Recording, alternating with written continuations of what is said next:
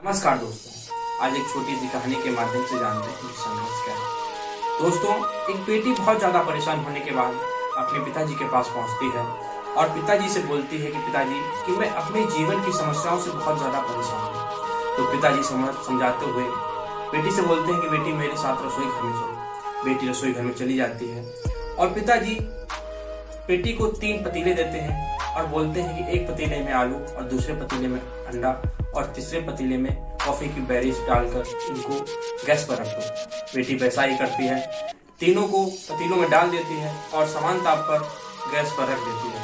15 minute के बाद पिताजी उन तीनों पतीलों को उतार लेते हैं और बेटी से बोलते हैं कि बेटी इन तीनों पतीलों में देखो कि परिवर्तन क्या हुआ है। बेटी देखती है, आलू कठोर से मुलायम हो जाता है, अंडा तरल से कठोर हो जाता है और कॉफी की बेरीज कठोर से तरल हो जाती है।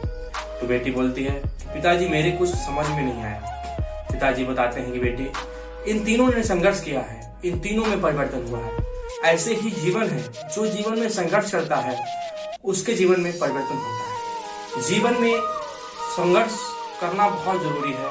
समस्या तो आएंगी ही और हमको संघर्ष करना पड़ेगा। तो दोस्तों, किसी ने कहा भी है कि संघर्ष ही जीवन का मूल मंत्र है, इसके बिना जीवन का पूर्ण अंत है।